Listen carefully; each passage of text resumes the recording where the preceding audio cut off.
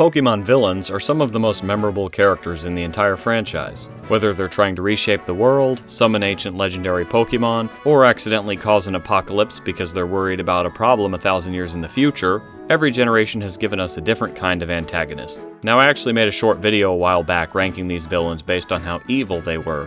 But being evil doesn't necessarily make someone a great villain. Some of the most entertaining villains aren't the most evil, and some of the most evil villains aren't necessarily the most interesting characters.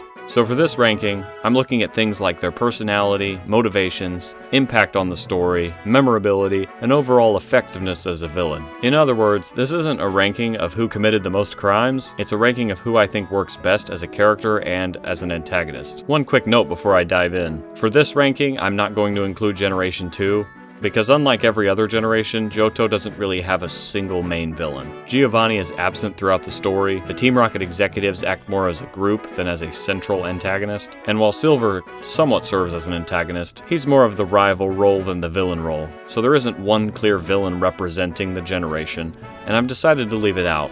With that out of the way, let's rank every main Pokemon villain from worst to best. Starting off the list at number 8, I have Chairman Rose. And this placement is less about Rose being terrible, and more about the fact that every other villain on the list simply does their job better.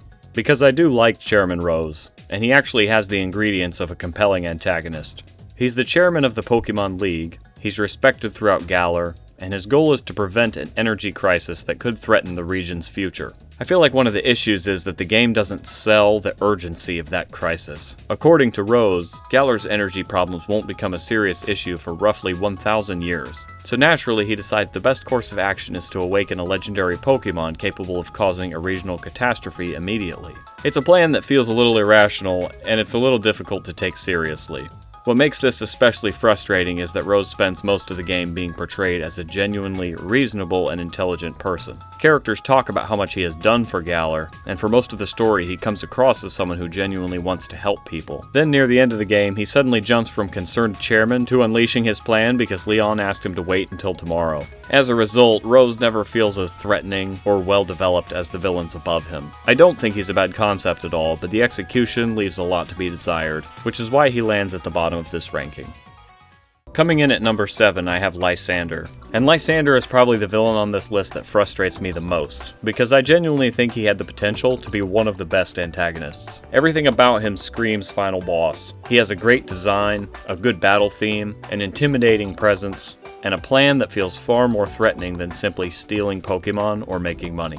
His motivation is rooted in the belief that the world has become selfish and corrupt. In his eyes, humanity is wasting the planet's limited resources, so the only solution is to wipe out most life and create a beautiful world for the select few who remain. It's a dark idea, and one that could have led to a really compelling villain. What holds him back is that Pokemon X and Y never really give his ideas room to breathe. We don't spend enough time seeing how he came to these conclusions, how Team Flare's members genuinely view him, or how his relationship with the player evolves throughout the story. Because of that, Lysandre ends up feeling less like a fully realized character and more like a villain with a lot of untapped potential. But even with these shortcomings, there's enough here for me to place him above Chairman Rose, but not high enough to compete with the stronger villains later in the ranking. Lysandre's goals are at least understandable, even if they're completely twisted. He has a strong presence throughout the story, and his connection to Team Flare feels natural, and his final confrontation leaves a much bigger impression. If X and Y had spent more time developing Lysandre's worldview, showing his influence, and gradually building towards his reveal, I think he could have been one of the best villains in the series. Instead, a lot of that development is condensed into the final stretch of the game, leaving him as a good villain that never quite reaches his full potential. Next, I have Archie and Maxie. Since they're essentially two sides of the same conflict, I'm going to be ranking them together. And what I like about Archie and Maxie is that unlike some Pokemon villains, their goals don't come from pure greed or a desire to destroy the world. Both genuinely believe they're making the planet a better place. Maxie wants to expand land so humanity can continue to develop and prosper. Archie wants to expand the oceans to create a better environment for Pokemon and marine life. On paper, neither goal is completely unreasonable. The problem, of course, is that both of them take those ideas to absurd extremes. At no point does either leader seem to stop and consider that maybe covering the world in either land or water might create a few issues. As a result, they end up awakening ancient legendary Pokémon and nearly causing a global catastrophe because they're just a little too committed to their vision. Despite that, I think both characters benefit from having motivations that are easy to understand. You can see the logic they're following even if that logic eventually falls apart. I also appreciate that neither of them is portrayed as completely evil. Once they realize the consequences of their actions, both Archie and Maxie immediately recognize their mistakes and help resolve the crisis that they created. That doesn't excuse what they did, but it does make them feel more human than some of the villains lower on the list. Ultimately, Archie and Maxie are memorable antagonists with understandable motivations and a major impact on their game's stories. Their biggest weakness is that the actual execution of their plans require them to ignore some pretty obvious consequences. Still, I think they're strong enough characters to earn that number 6 spot. At number 5, I have Professor Sada and Professor Turo, and these were probably the hardest characters on the entire list to rank. That's because unlike a lot of Pokemon villains, Sada and Turo aren't really trying to conquer the world, reshape reality, or carry out some kind of grand plan. In fact, by the time the events of Scarlet and Violet take place, the real professor is already gone. Instead, the antagonist we face is an AI recreation, carrying out the original professor's wishes long after they are able to control the situation themselves. What makes this story work so well is the sense of tragedy behind it. Throughout the game, we're led to believe that the professor is guiding events from Area Zero, only to discover that they have been dead the entire time, and that an artificial version of them has been desperately trying to fulfill a mission it no longer fully believes in. It's one of the darker twists Pokemon has ever attempted, and it gives the final act of Scarlet and Violet a very different feeling from most games in the series. I also think the professors benefit from having a personal connection to the story. Their actions directly affect Arven, and learning what happened to his parent adds an emotional layer that many Pokemon villains simply don't have. The reason they don't rank higher is because they're not really active antagonists for most of the game. Characters like the ones above them have a stronger presence throughout their stories and spend more time directly influencing the player's journey. Sada and Turo are fascinating characters, but much of what makes them compelling comes from the mystery surrounding them rather than their actions as villains. Still, Pokemon deserves credit for trying something different. The professors may not be the most traditional antagonists in the series, but they helped create one of the most memorable and emotional finales in Pokemon history, and their battle theme is pretty awesome. For number 4, I have Lusamine. If there's one thing that separates Lusamine from most Pokemon villains, it's how personal her story feels. Most antagonists in the series are focused on changing the world in some way. They want to create a new reality, awaken a legendary Pokemon, or reshape society according to their own ideals. Lusamine's story is much smaller in scale, but that's exactly what makes it work. At her core, Lusamine is a deeply damaged person, whose obsession with Ultra Beasts slowly consumes every aspect of her life. As her fixation grows, she begins pushing away the people closest to her, including her own children. By the time the player confronts her, she's no longer acting like a caring parent or a responsible leader. She's completely consumed by her obsession. What makes Lusamine stand out is that her actions have consequences that the player can actually see throughout the story. Lily and Gladion aren't just side characters who happen to be connected to the villain, they're directly affected by her behavior. Some of the most memorable moments in Sun and Moon aren't about saving Alola, they're about watching a family fall apart. I also think Lusamine benefits from being one of the most unsettling villains in the franchise. She doesn't rely on grand speeches about creating a better world. Instead, her behavior becomes increasingly disturbing as the story progresses, making it clear that something is seriously wrong long before the final confrontation. The reason she just falls short of the top 3 is that her influence doesn't extend as far beyond her personal storyline. While her family drama is compelling, some other villains have a larger impact on their regions and leave an even bigger mark on the overall narrative. Even so, Lusamine remains one of Pokemon's most unique antagonists. Rather than trying to make her intimidating through power alone, the games make her memorable through her relationships, her obsession, and the damage she causes to the people closest to her. And that makes her one of the stronger villains the series has produced. Before I get into the top 3, if you've been enjoying the video so far, you should consider following the channel. I've been making all kinds of Pokemon content here, and I'd love to have you stick around. I'm sure at least a few of you already disagree with my rankings, and honestly, that's half the fun of making these videos. So definitely let me know. Now with that out of the way, let's get into the top 3. For the number 3 spot, I have Giovanni.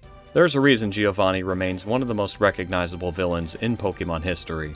Unlike many of the antagonists that came after him, Giovanni doesn't have some kind of crazy plan to reshape reality. He's a much simpler man than that. He's a crime boss, and that's what makes him work so well. As the leader of Team Rocket, Giovanni is responsible for many of the criminal activities taking place throughout Kanto, from Pokémon theft to running underground operations across the region. Rather than hiding in the background until the end of the game, Giovanni's influence can be felt throughout the entire journey. What really elevates him is the reveal at Viridian Gym. After spending the entire game fighting Team Rocket, discovering that the final gym leader is secretly the organization's boss is still one of the coolest twists in the series.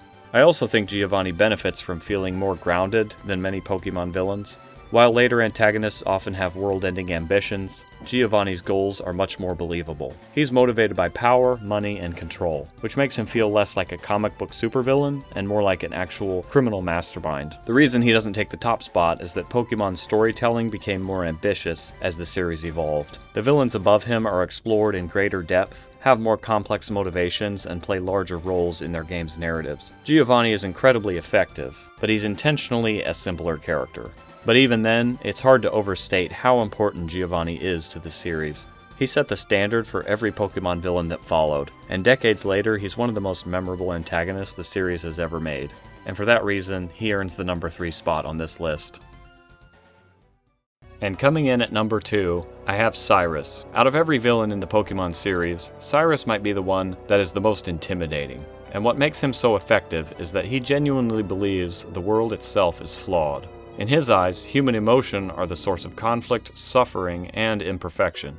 Rather than trying to rule the world or profit from it, Cyrus wants to erase the existing universe entirely and create a new one in its place. And that's a level of ambition that few Pokémon villains can match. What I find especially interesting about Cyrus is that his goal isn't driven by greed or desire for power. He isn't trying to become king of the world. In fact, he seems largely uninterested in personal gain.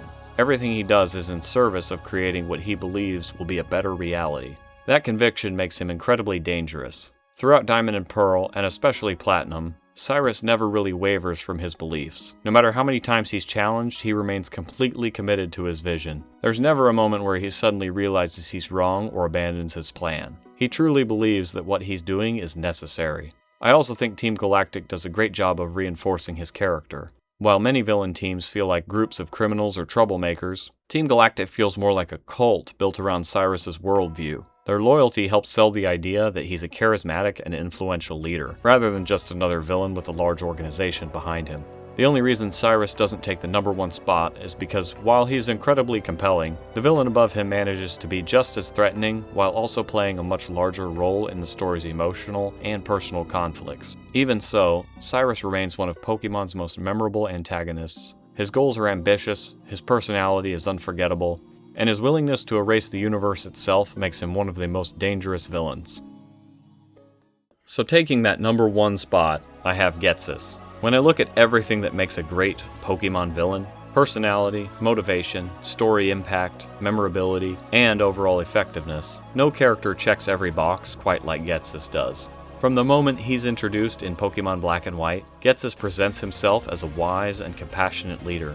While the rest of Team Plasma argues that Pokémon should be separated from humans, Ghetsis positions himself as the voice guiding the movement. He's calm, charismatic, and convincing enough to build an entire organization around his ideals. The first time I played Black and White, I wasn't sure what his true intentions were, and I think that's one of the biggest strengths of his character. Unlike many Pokémon villains who make it obvious that they're up to something, Ghetsis hides behind a cause that actually raises interesting questions. Team Plasma's message about the relationship between humans and Pokémon is one of the more unique conflicts that the series has explored, and for much of the game, it's not completely unreasonable to wonder whether they might have a point. Of course, that's exactly what makes the reveal so effective. When Ghetsis finally drops the axe near the end of Black and White, we learn that the entire movement was built on a lie. He never cared about Pokémon liberation. He never cared about creating a better world. His plan was simply to convince everyone else to give up their Pokémon, so Team Plasma would be the only group left with any real power. It's one of the most satisfying villain reveals in the franchise because it completely recontextualizes everything we've seen up to that point. But what really pushes Ghetsis above the rest is his relationship with N. Rather than simply being an obstacle for the player to overcome, Ghetsis actively manipulates and emotionally abuses the person closest to him. He raises N from childhood, isolates him from the outside world, and carefully shapes his beliefs so that he can be used as the perfect figurehead for Team Plasma. The moment where Ghetsis openly reveals that N was nothing more than a tool to him is still a pretty shocking scene. Then, Ghetsis doesn't simply disappear after his first defeat. In Black 2 and White 2, he returns even more dangerous than before. Having abandoned any attempt to hide his true nature, Ghetsis fully embraces the role of a power-hungry tyrant. He reforms Team Plasma, attempts to freeze entire cities using Curum, and becomes even more ruthless in his pursuit of control. I also think Black 2 and White 2 help elevate his character because we get to see what happens after the mask comes off. In the first games, Ghetsis is manipulative and calculating, but in the sequels, he's angry, desperate, and increasingly unstable. Seeing those different sides of his personality make him feel far more complete than any other villain in the series, and that's ultimately why I have Ghetsis at the top spot. Many Pokemon villains have great goals. Some have memorable designs, some have strong stories, but Ghetsis excels in almost every category at once. He's manipulative, intimidating, deeply connected to the game's central themes, and remains relevant across 2 full adventures. More than any other Pokemon villain, Ghetsis feels like the driving force behind the entire story, and that's why he's my pick for the greatest main villain in Pokemon history. And that's my ranking of every main Pokemon villain from worst to best. Of course, rankings like these are always subjective, so let me know down in the comments what would your ranking look like, and who would you put at number 1. And I've got more videos planned for the future, so thanks everyone for watching, and follow my channel for more Pokemon.